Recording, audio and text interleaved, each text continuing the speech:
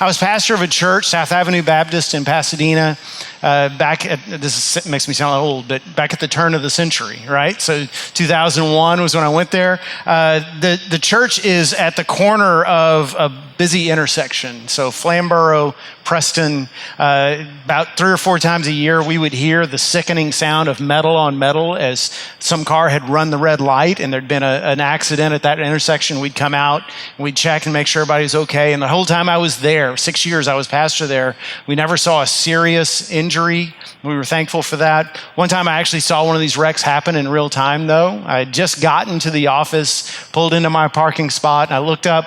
There was a car speeding down Preston Avenue, and I could tell they weren't going to stop. The light turned red, and they were blowing right through it, and a car was coming from Flamborough. Their light had turned green, and he just T-boned him.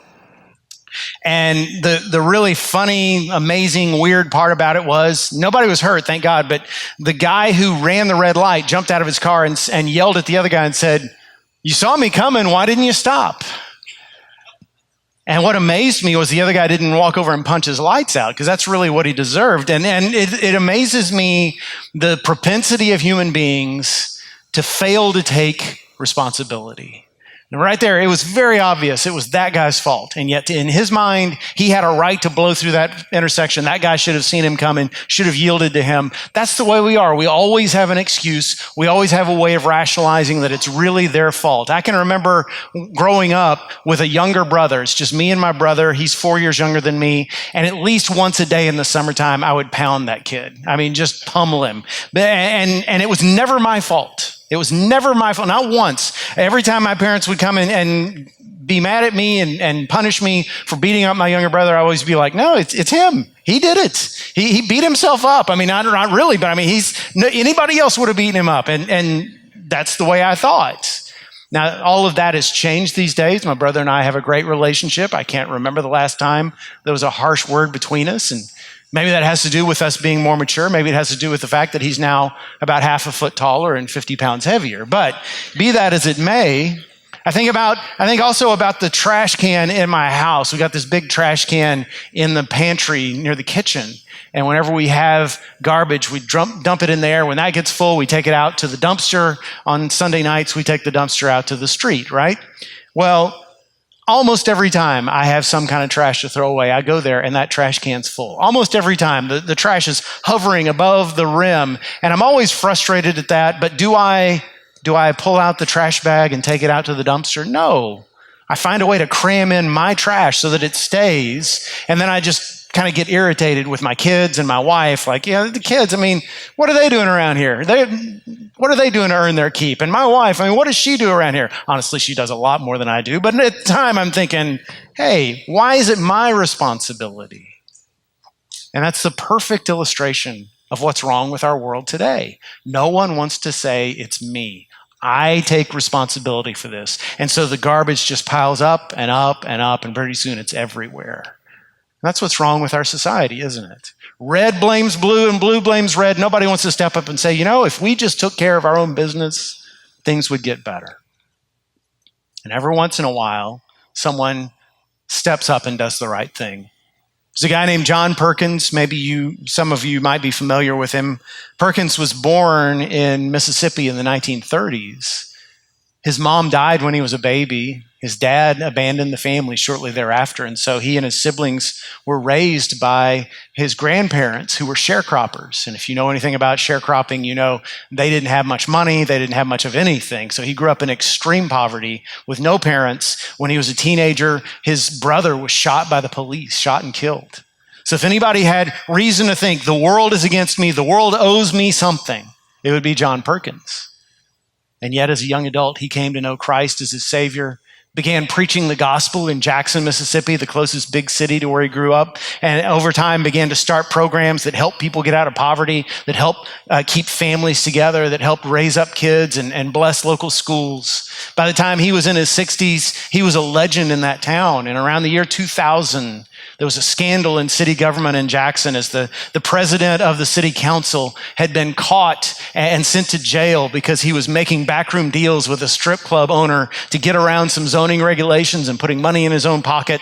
And the whole council was forced to resign because they knew about this and they didn't do anything. Huge scandal in that city. And so a local TV station had this panel where they invited community leaders and journalists and others to come and sit and talk about what needs to be done. And John Perkins, because of his reputation, all he'd done all that time, he was part of that panel. So on live TV, the first question out of the box, the moderator says, "Whose fault is this?"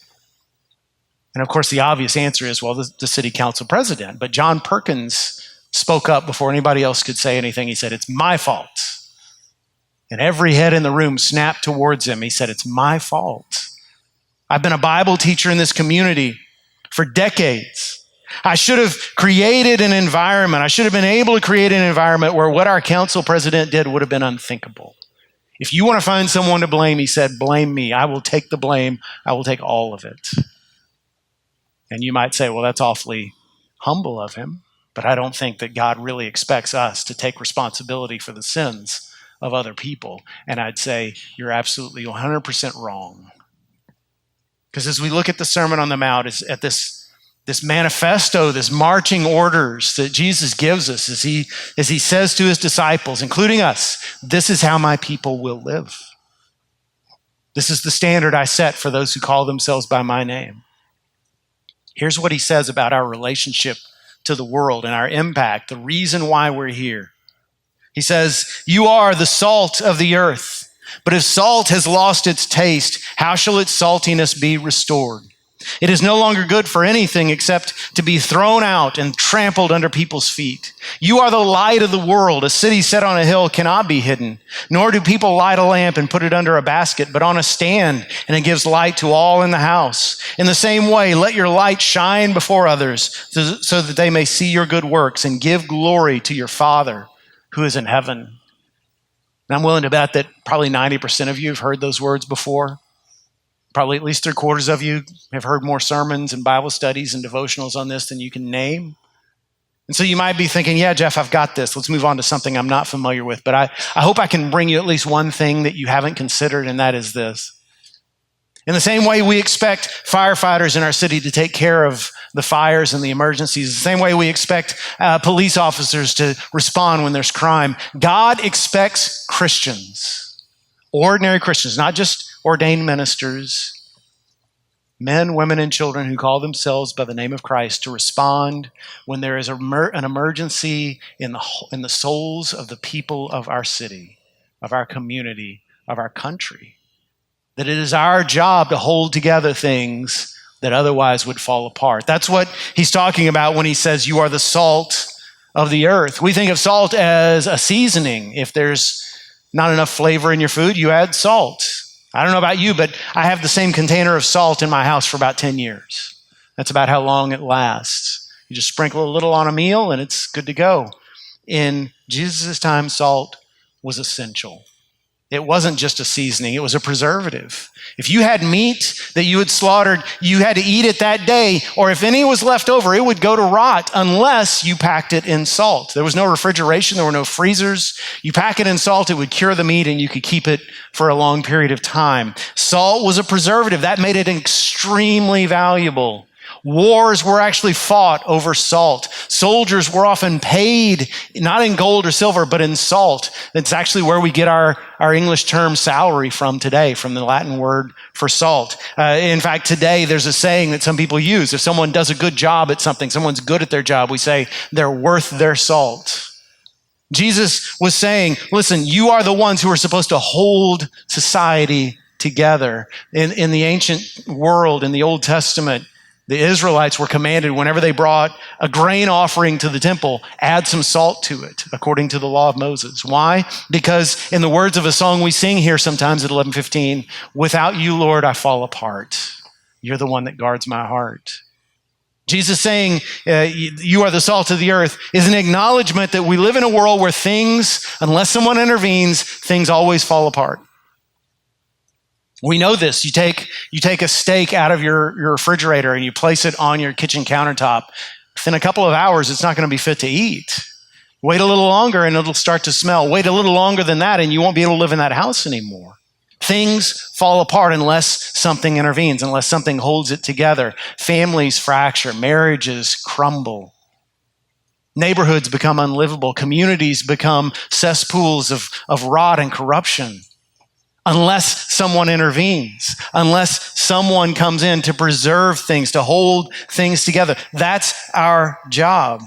John Perkins was right. We're the ones. If you want to look at a society that's not functioning the way that it should, whose fault is it? It's ours.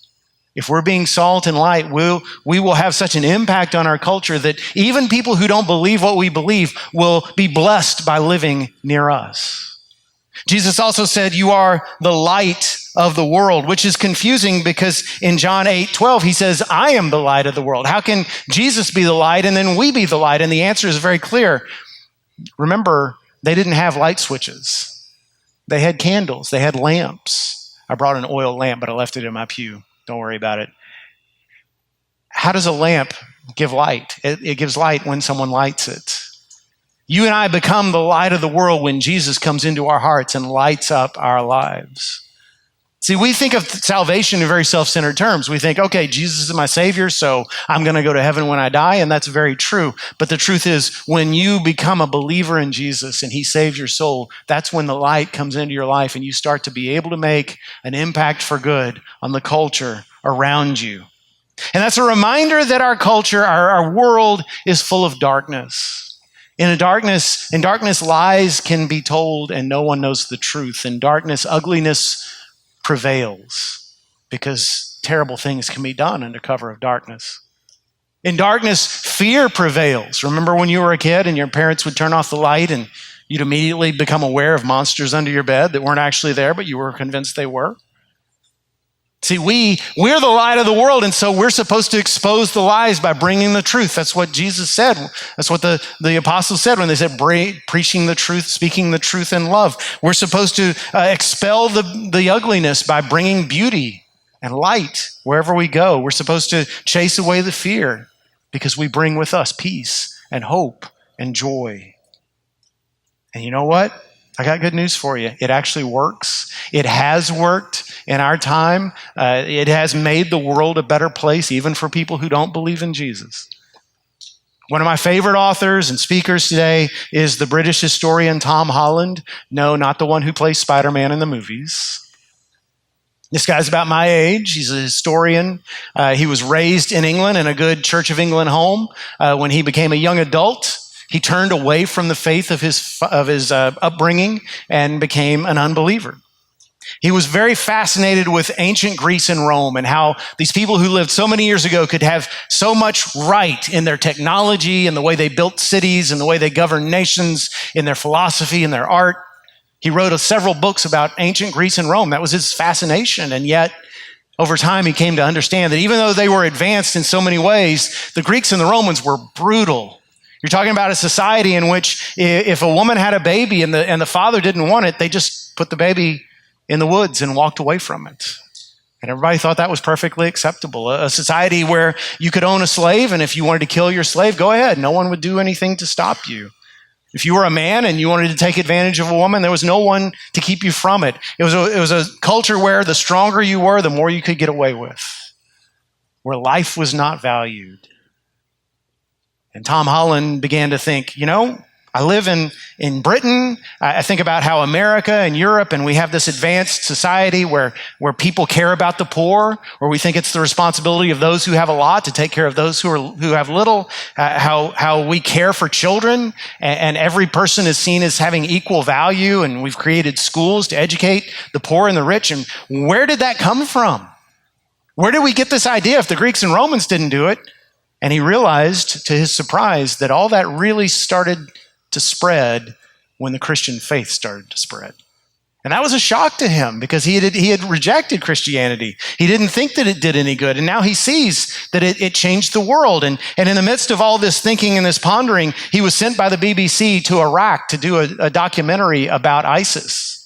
This is in the middle of the mid, I think 2014 when this happened. And so he was following this film crew as they went to these towns and villages where where ISIS had come through and had killed everyone and destroyed the city. And he saw how brutal they were, especially to Christians, and the desecration of churches, and how sometimes they would even crucify the Christian men. And he found it interesting that the ancient Romans had practiced crucifixion, and so had these extremist Muslims. And you would think that those two don't have anything in common. Yet what they had in common was they saw the cross as an object of power and a way to keep people down and a way to get your way, whereas Christians saw it as an object of beauty, as a place where their sins were paid for. And it occurred to him that the historical event that changed everything, that really caused advanced society, real civilization to take place, human rights that we believe in and take it and enjoy today, it all started because one man went to a cross willingly and died for others. And that changed everything. He wrote this book called Dominion, which I highly recommend to you if you're a history person. I know probably 90% of you aren't, but if you are, it's a big, thick book, but it is worth it. It changes the way you look at history. He started going back to church. He hasn't yet made a public profession that he is a born-again believer, but I think that could happen. My point is this. People were furious when he wrote this book. People did not want to believe his conclusions. His academic friends, his unbelieving friends, they all said, yeah, but Christians do terrible things.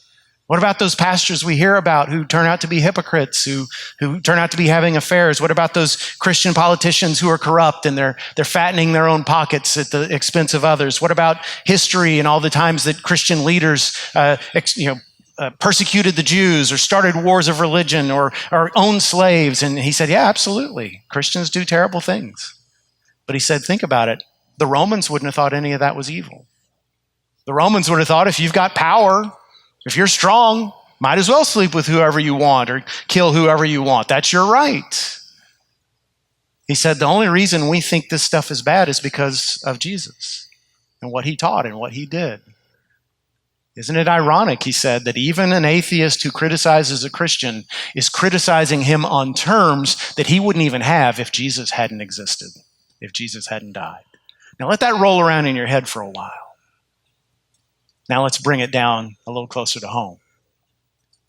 All of us can probably think of people, if you're a believer in Jesus, all of you can probably think of someone who was salt and light in your life.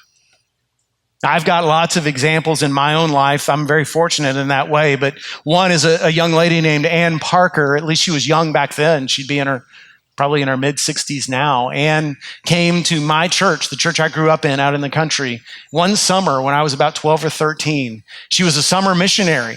She was sent by the Texas Baptists just to spend time with us over the summer and help us form a sort of youth group in our tiny little country church. She didn't have a lot to work with, and yet, and the sad thing for me is I have no idea where she is today. I lost contact with her, and yet I remember that summer. I remember how this young woman came into our lives and showed us the attractiveness of really pursuing Jesus instead of just going to church on Sundays. And maybe you can think of some examples of people like that in your own life. See, the bad news is Jesus gives a warning in this passage that if you lose your saltiness, you'll be thrown out. That's not referring to losing your salvation, by the way. The Bible is very clear that there's nothing we can do to ever make God stop loving us. Nothing we can ever do to make Jesus cast us out or allow Satan to snatch us from his hand. Where our salvation is safe, our souls are safe. What it's talking about is when we lose our impact, when we lose our lampstand in the terms of Revelation 2 and 3. It's the picture of a church that once was great and then dwindles down to nobody until it's just a few people keeping things alive just for the sake of tradition, but not reaching anybody. That's a church that's lost its saltiness. It's a country like ours with all our affluence, and yet citizens of our country have never been more full of despair. When awful things happen, like we've seen in the news just this week, and it's our job to say, that's our fault. That's our responsibility. We've lost our saltiness. What do we need to do? What caused this in the first place? I want to give you 3 things I think have caused us as American Christians to lose our saltiness. And the first one is this: we've become like the world. Becoming like the world will cause a Christian or a church to lose their saltiness. See, the world needs to see a difference between God's people and people who don't follow him. And there's not enough distinction anymore. Most Christians, most non-Christians, if they know any Christians at all they see in us is that we go to church on Sundays. Maybe we vote a little differently, but they don't see a difference in the way we live. There are whole Christian denominations that are embracing the values of this world and saying, well, you got to get with time, you got to get with the program, you've got to be on the right side of history. Who cares what the scriptures say? But even beyond that, even beyond the moral issues, the theoretical issues, the hot button cultural issues, let's get down to how do we treat our loved ones? Are we more faithful to our spouses? Are we more obedient to our parents? Do we do a better job of honoring the older folks in our midst? Do we do a better job of raising up our children? Do we conduct our business in such a way that those who work under us are blessed because we're their boss? Are we people who work and live with such integrity? It sometimes costs us money to live with that kind of integrity, but we don't sell out our witness before the Lord. When we go online, if we go online, are we like everybody else and just rant and rave and call people names and post things that we don't know whether they're true or not? Or do we actually use this tool called the internet for the glory of God? When we speak, do we just say whatever's on our minds? Do we just vent? Do we slander and gossip and swear? Or do we bless others with what we say? When you become like the world, why should the world believe in your Savior? The second way we lose our saltiness is by blaming the world. Listen, here's a challenge. In fact, I double dog dare you to read the New Testament. Now, that's a double dog dare. You cannot say no, okay? But read the New Testament sometimes. Read the New Testament sometime and tell me if you can ever find a place where Jesus or the apostles blame the Romans for their problems. Now, that would have been an easy target, and that's what most Israelites of that time did. The Romans had come in and had taken away their political freedom. They'd brought their godless culture into their cities. If you were a Roman mom or dad and your kid was walking, or a Jewish mom or dad, and your kid was walking around in Roman clothes and speaking Roman language and acting with Roman values, you'd say, oh, it's all their fault. But Jesus and the disciples never said, it's those Gentiles, it's those unbelievers. They had harsh words for their fellow Jews, for their fellow Christians. But when it came to the Gentiles, when it came to the unbelievers, their attitude essentially comes down to, well, how else do you expect them to act? They're acting like unbelievers because they're unbelievers. They're acting like pagans because they're pagans. They're not supposed to be salt and light. We're supposed to be salt and light. Stop wasting your breath, making yourself feel superior and self-righteous by blaming unbelievers for the state of our culture when God clearly holds us responsible. It's like a man who cheats on his wife and then says, well, it's the fault of that woman walking around dressed like she was. Well, I couldn't help myself. Oh, yeah? Tell the Lord that.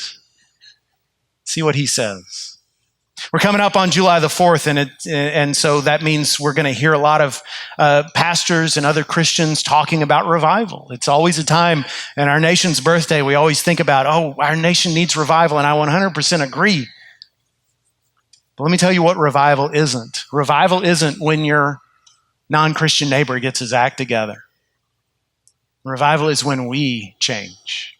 You know that prefix re? It means again. Revival. You don't get revived if you haven't been revived in the first place. Revival starts with God's people. And revival is not going to happen in this country until God's people take responsibility, until we confront the idols in our hearts, until we confess our sins before God, until we're broken with godly sorrow. If there's one goal I had for this message, it's that you would walk away going, gosh, we're not doing our jobs. Lord, come. Revive us. And then there's a third way. There's a third way we lose our saltiness, and I think this is the most common of all, and that is by turning inward. It is documented truth that the longer a church is in existence, the more it becomes inwardly focused instead of outwardly. American Christianity as a whole is very inward. You can tell by by the titles of the books we love and the ministries we subscribe to. We love ministries about building a better marriage or raising better kids or having healthier finances, and all those things are good. I'm not saying we shouldn't. But I think for a lot of us, that's the end goal of our Christianity. We're not really worried about our culture, our community, our neighborhoods, our world.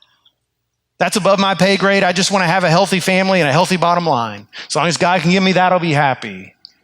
And that's not Christianity. That is not the challenge of Jesus. Think about my friend Ann Parker when I was a kid who came to our church. I think about her a lot when I think about this. She was probably 20 or 21 at the time. Can you imagine her talking to our college friends that spring and telling them what she was going to do that summer? Meanwhile, they're thinking, I wouldn't want to do that. I'm going to lay out by the pool all summer. I'm going to go play baseball or volleyball on the beach. I'm going to go out with my friends all night long and then sleep till noon. I'm going to go with my parents to Hawaii or Cancun or Yellowstone or wherever. You're going to go to some place I've never heard of with a bunch of kids you'll never see again. She took responsibility for us. We weren't her responsibility in the eyes of the world, and yet it changed eternity. Think about John Perkins. Again, a man who, if anybody could have legitimately said, the world owes me, he was him. He was the one. And yet he took responsibility for the problems, not just of his little community, but the city of Jackson and beyond. And most of all, I think about Jesus. Man, if anybody had the right to look down at our world and say, that's not my responsibility, it was Jesus, because he made a perfect world. We ruined it. He could have just watched us tear ourselves to pieces like a bunch of pit bulls. He could have wiped us off the face of the earth in his justifiable wrath. He could have just turned his back on us and spent his time watching supernovas all across the universe. But instead, he came to us. He took responsibility for our sin. He took our pain upon himself. I think most of us know Isaiah 53. Surely he has borne our grief, and he has carried our sorrows. The punishment that brought us peace was upon him, and by his wounds we are healed. That truth right there will change your life forever.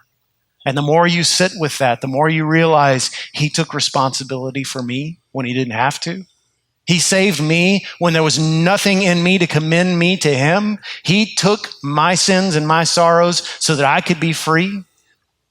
You get that in your mind, and you realize what you've been saved from and who you've been saved by, and you can never be drawn to the world's values again because you see what the world's values did to him.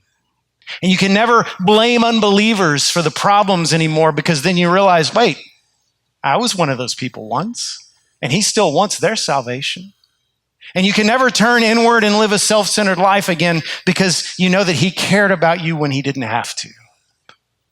That light that he lights inside of you begins to blaze the more you sit with that truth. You come to the cross of Jesus and you will never be the same again.